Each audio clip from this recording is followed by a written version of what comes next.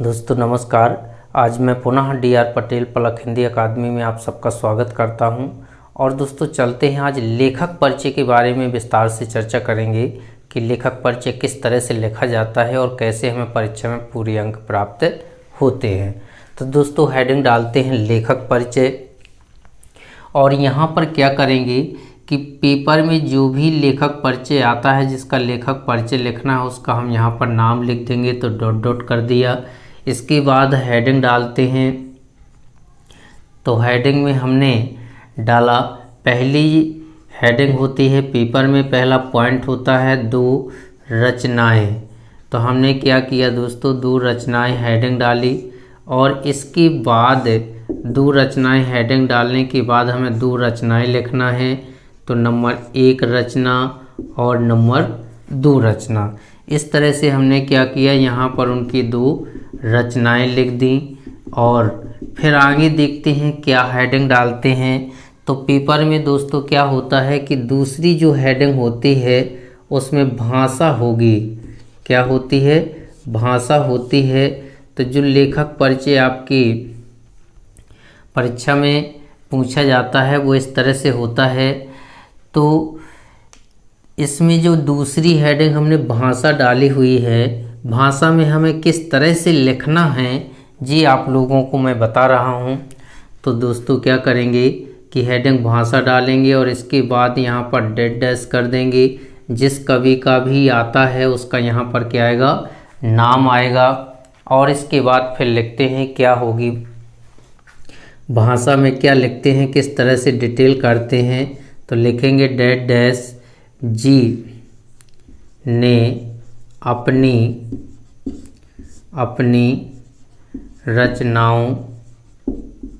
रचनाओं में dead dash जी ने अपनी रचनाओं में संस्कृत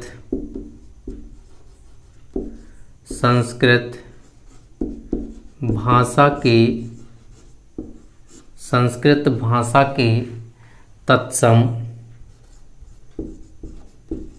तत्सम शब्दों के साथ साथ हिंदी भाषा के तद्भव शब्दों तथा हिंदी भाषा के तद्भव शब्दों तथा अंग्रेजी,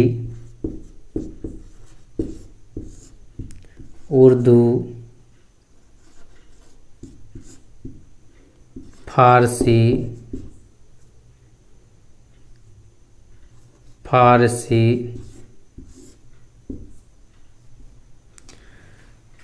और तो देखो यहाँ पर कितनी भाषाएं हो गई, संस्कृत हो गई और हिंदी हो गई। इसके बाद अंग्रेजी हो गई, उर्दू हो गई, फारसी हो गई और अरबी भाषा और जोड़ना है।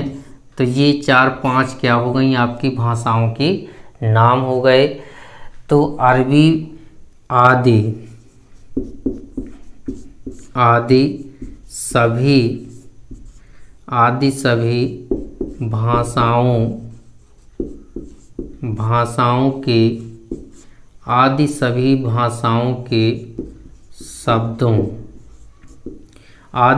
भाषाओं के शब्दों का प्रयोग किया है। यहाँ तक तो हमने लिख दिया। सिर्फ क्या लिखा देखिए इसमें कि जो भाषाएं हैं समान तौर पे संस्कृत हो गई, हिंदी हो गई, अंग्रेजी, उर्दू, अरबी और फारसी। इस तरह से जो ये भाषाएं हैं इन भाषाओं के नाम लिख दिए और लिख दिया कि आदि सभी भाषाओं के शब्दों का क्या किया है, प्रयोग किया है। उसके बाद हमें लिखना है कि आपने अपनी अपनी रचनाओं आपने अपनी रचनाओं में मुहावरों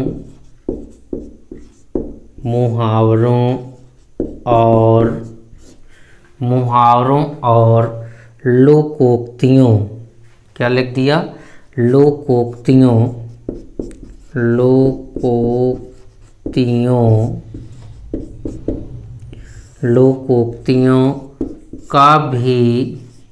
का भी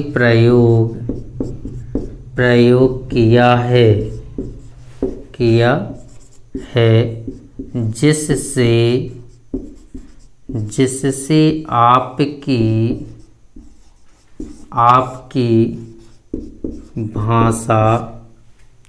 आपकी भाषा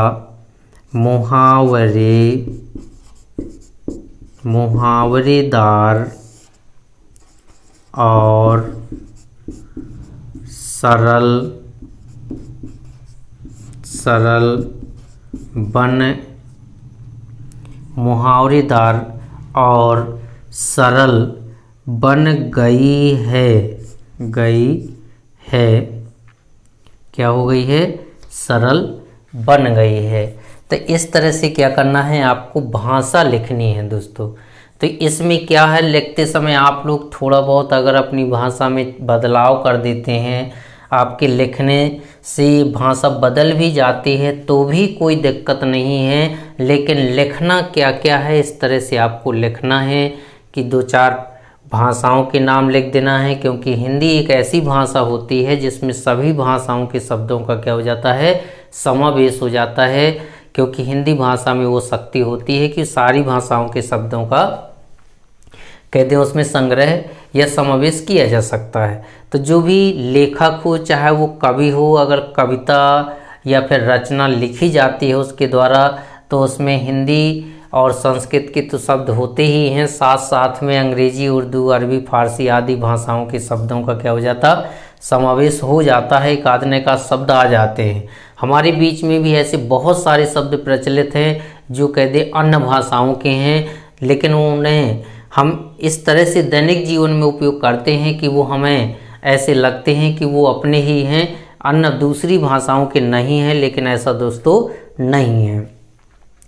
तो क्या हुआ, देखिए, मुहावरों और लोकोक्तियों का भी प्रयोग किया। तो जो गद्य खंड है, जो लेखक होता है, वो अधिकतर मुहावरों या लोकोक्तियों का प्रयोग करते हैं ये लोग। तो जिससे उनकी भाषा क्या हो जाती है, मुहावरेदार हो गई और कह दें क्या हो गई, सरल हो गई है। तो इस तरह से आपको क्या करना है, भाषा लिखना है और इसके बाद फिर लिख दो अगर और इसको बढ़ाना है, जिससे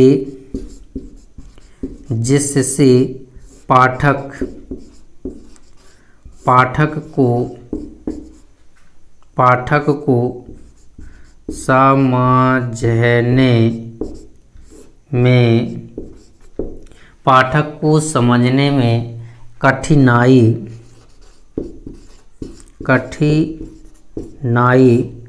नहीं होती है। तो इस तरह से दोस्तों क्या करना है, आपको भाषा हेडिंग डालनी है और उसके बाद आपको ये सारा कह दे इतना लिखना है भाषा में, और उसके बाद फिर चलते हैं अगली हेडिंग। तो जल्दी से जल्दी इसको नोट कर लें, स्क्रीनशॉट ले लें और फिर डालते हैं हम तीसरी हेडिंग डालते हैं और देखते हैं तीसरी हेडिंग हमारी क्या होगी। तो तीसरी हेडिंग जो हमारी है दोस्तों, वो शैली की है।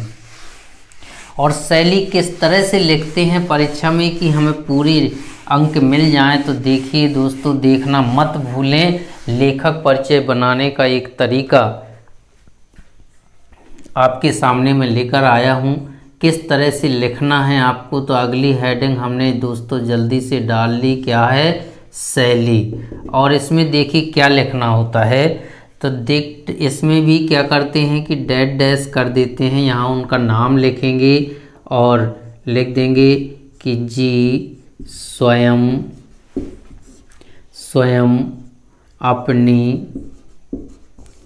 अपनी शैलियों के निर्माता, स्वयं अपनी शैलियों के निर्माता रहे हैं। फिर इसके बाद लिख दिया आपने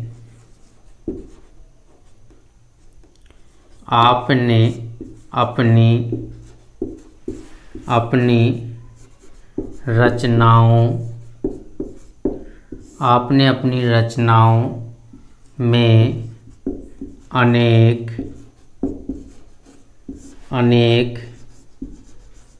प्रकार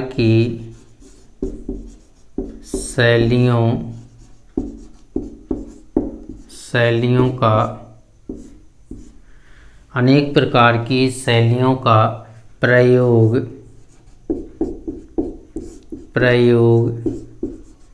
किया है, जो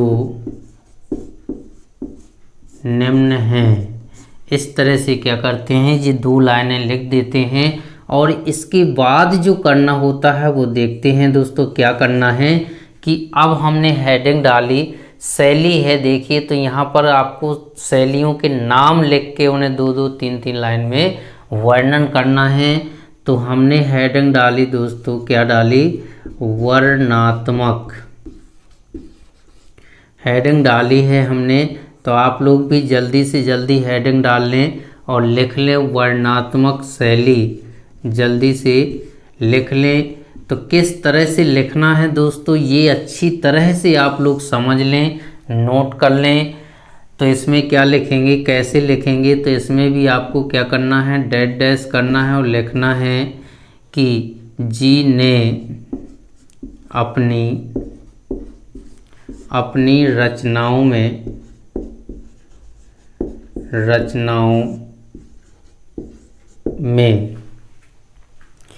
वर्णनात्मक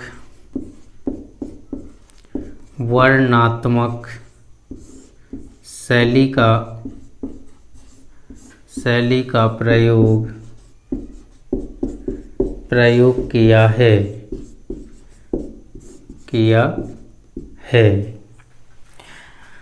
वर्णनात्मक शैली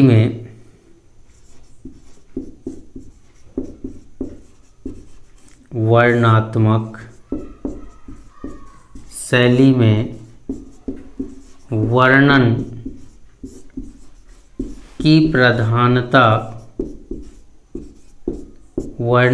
प्रधानता होती है। इस तरह से आपको क्या करना है कि इस हेडिंग का आपको डिटेल करना है। इसके बाद चलते हैं अगली हेडिंग डालते हैं। तो अगली हेडिंग है दोस्तों चित्रात्मक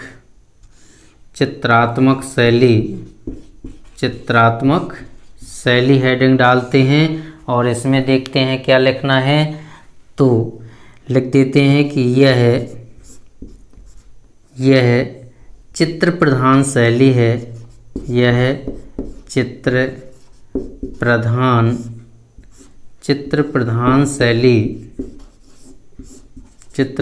शैली है। इसमें चित्र प्रधान शैली है जिसमें शब्दों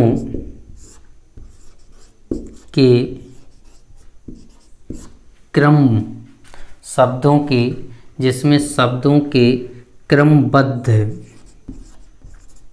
क्रमबद्ध स्वरूप को अपनाना पड़ता है। आपने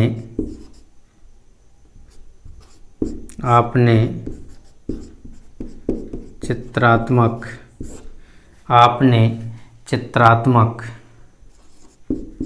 शैली का प्रयोग किया है। इसके बाद फिर डालते हैं दोस्तों, क्या डालेंगे, तीसरी हेडिंग डालेंगे। तीसरी हेडिंग में आपको लिखना है भावात्मक शैली। क्या हेडिंग डाली, भावात्मक शैली हेडिंग डाली और देखते हैं इस भावात्मक शैली में। तो लिख देंगे डैश डैश जी ने अपनी रचनाओं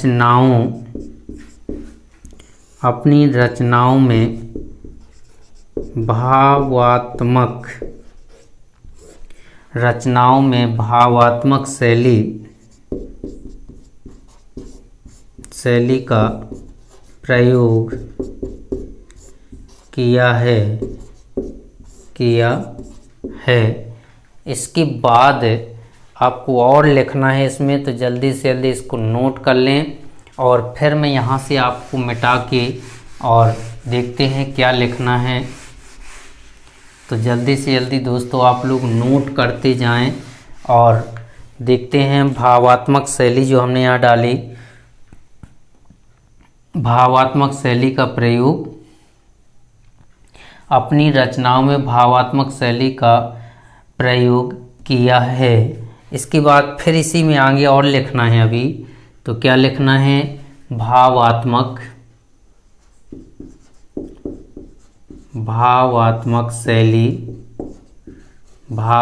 शैली में भावों की प्रधानता होती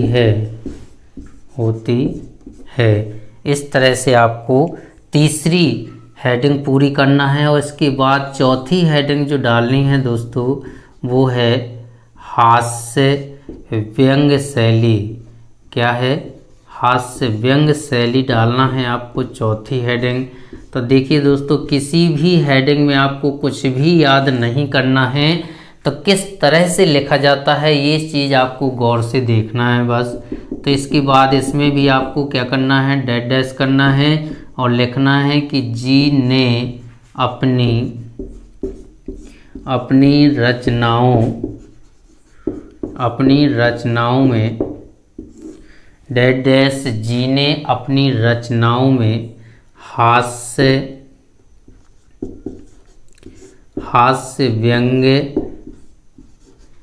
व्यंग्य शैली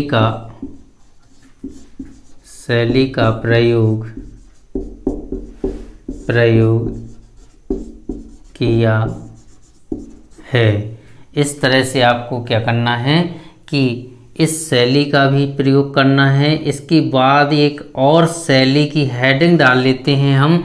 इसका वर्णन नहीं करना है, तो क्या करना है? आपको हेडिंग भर डालना है और डिटेल इसके बाद यदि आपको ज़रूरत पड़ती है तो आप कर सकते हैं अलंकारिक शैली। क्या है? अलंकारिक शैली। तो ये अलंकारिक शैली भी आप हेडिंग डाल लें और इसके बाद यदि आपको लिखना भी हो तो लिख सकते हैं कि डैश डैश जी ने अपनी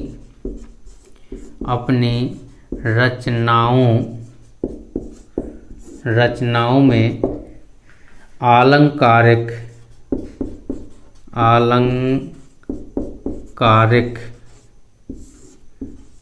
शैली का प्रयोग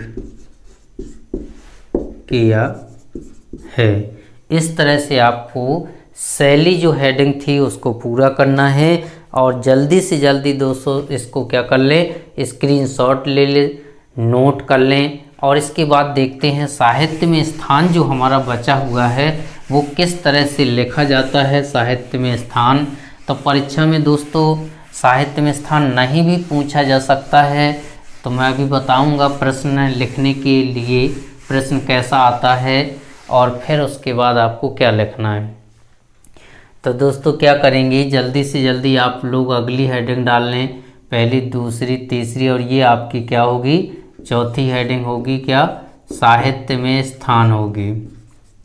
साहित्य में स्थान। तो ये आप लोग क्या करें? हेडिंग डाल लें जल्दी से, साहित्य में स्थान। और इसमें देखिए क्या लिखना है, तो डैश डैश लिख देंगे जी का हिंदी साहित्य के क्षेत्र में, हिंदी साहित्य के क्षेत्र में सर्वश्रेष्ठ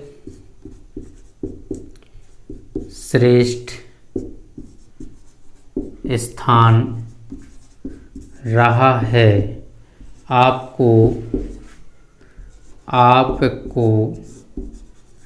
अनेक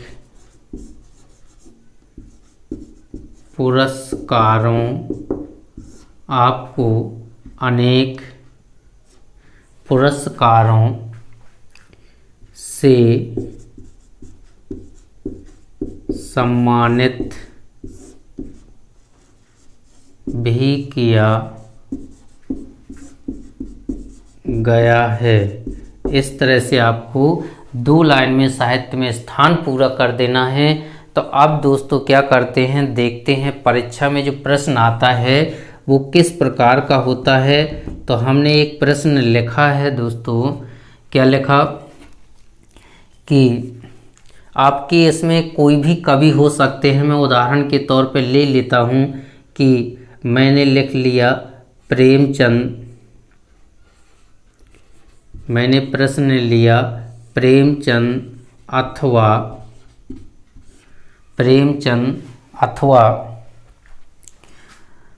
बच्चन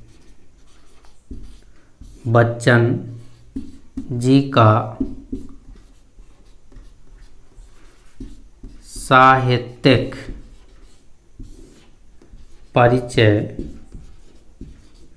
साहित्यिक परिचय निम्न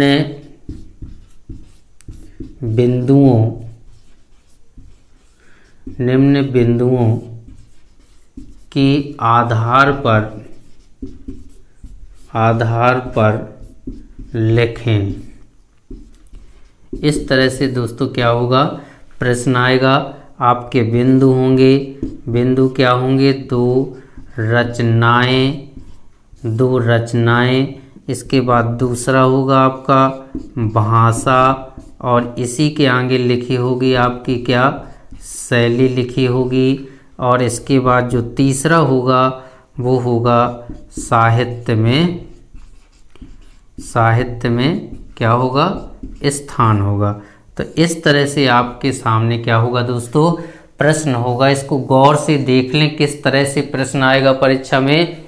और हमने अभी आप लोगों को जो लिखाया है वो किस तरह से लिखना है। तो देखिए 2 रचनाएं आ गई यहाँ। तो इनमें से आपसे जिसका भी बनता है, प्रेमचंद का या फिर हरिवंश राय बच्चन जी का, तो उसमें से आपको क्या करना है, उनकी 2 रचनाएं लिखनी है। अभी मैंने हेडिंग डलवाई थी, ठीक है।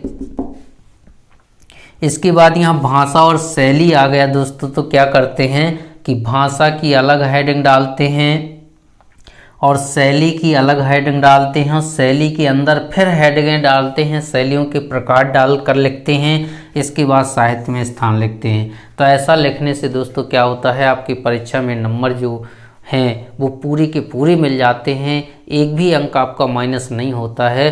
तो दोस्तों इस तरह से आपको लिखना है। और यदि मेरा ये तरीका आप लोगों को समझ में आ जाए, पसंद आ जाए, तो एक बार मेरे चैनल को सब्सक्राइब, लाइक और शेयर ज़रूर कर दें। मैं इसी तरह से आपको परीक्षा में अच्छे अंक लाने के सरलतम उपायों की चर्चा करता रहूँगा।